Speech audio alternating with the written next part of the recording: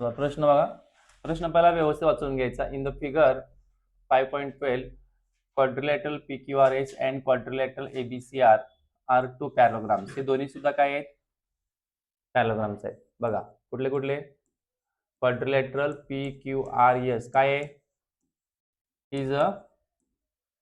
Is a parallelogram. मराठीमध्ये काय म्हणायचं याला? चौकोन PQRS हा काय आहे? काय आहे? समांतरभुज आहे. समांतरभुज आहे तो आपण साईडला इथं काढून घेऊया. हा समांतरभुज आहे. कुठला सांगा? PQRS हा काय आहे सांगा? काय आहे? PQRS हा आहे पॅराग्राम. तर हा 110 आहे, तर हा सुद्धा किती असणार आहे? 110. आणि हा 110 असेल तर हा किती असणार आहे? 70. कारण ह्या दोघांची जोडी किती असते? 180 ची. मग हा 70 तर हा किती आला? 70. तर आपल्याला ह्याचं आपण लिहून घेऊया सगळं. अपोजिट काय?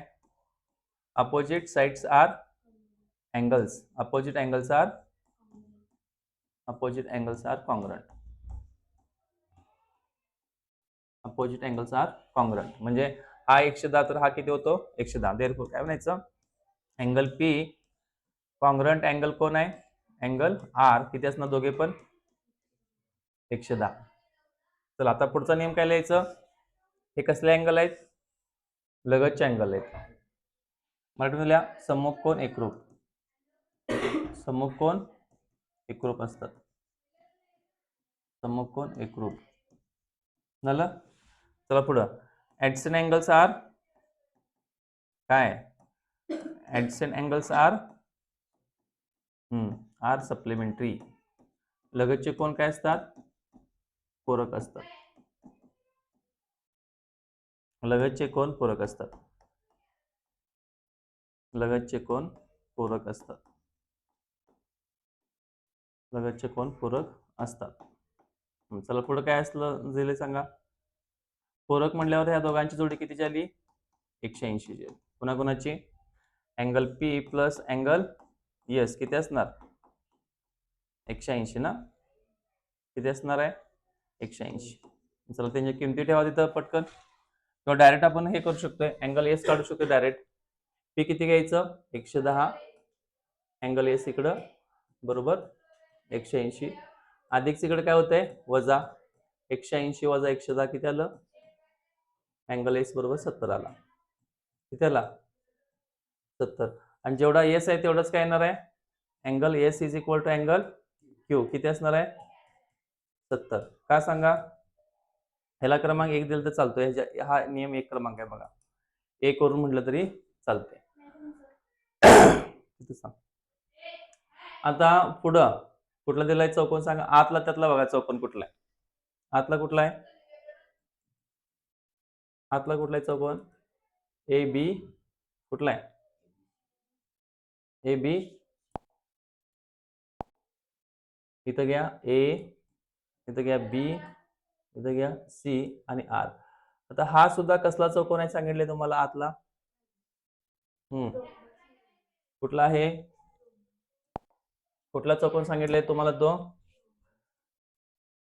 रोम्बस सांगितलंय. काय डोळं आंधळ झालं वाटतं बहुते थोडस जरा. क्वाड्रिलॅटरल ABCR कुठला आहे? Is a parallelogram. हा सुद्धा काय आहे? पॅराग्राम आहे. म्हणायचं काय? ABCR हा काय आहे? समांतरभुज आहे. काय आहे? समांतरभुज आहे. आता समांतरभुज असल्यामुळे काय झालं सांगा? काय काय येणार? Angle B is equal to angle R किती असणार सांगा? R किती दिलंय आपल्याला? 110 दिलेला आहे. मग B पण किती असणार आहे? 110 असणार आहे. तुम्ही फ्रॉम 1 म्हणू शकताय. काय म्हणू शकताय?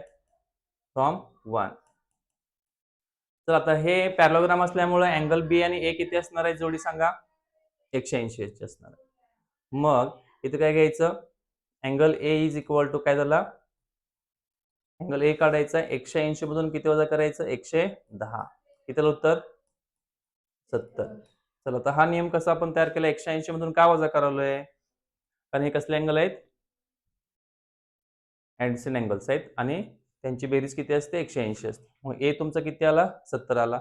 इथे लिहून घ्या, ऍडजसेंट अँगल्स आर सप्लिमेंटरी, थोडक्यात लिहायचं उत्तर. किंवा तुम्ही काय म्हणू शकता, फॉर्म हिला 2 लिहायचं, काय करायचं, फॉर्म 2 म्हणू शकताय, काय म्हणू शकताय किंवा कंसात इथं लिहा फॉर्म 2, किंवा कंसात काय लिहायचं, लगतचे कोन पूरक असतात किंवा ऍडजसेंट अँगल्स आर सप्लिमेंटरी, ही ओळ तिथं लिहायची. तर आता अँगल ए जेवढा आहे तेवढाच काय असणार आहे, अँगल ए जेवढा आहे, जेवढा अँगल ए आहे तेवढाच कोण असणार, अँगल सी किती असणार, 70. का, हा, opposite angles are congruent from 1. From 1 म्हणजे तो नियम आहे, त्याला मी म्हणालोय 1 वरून, नियम क्रमांक 1 वरून.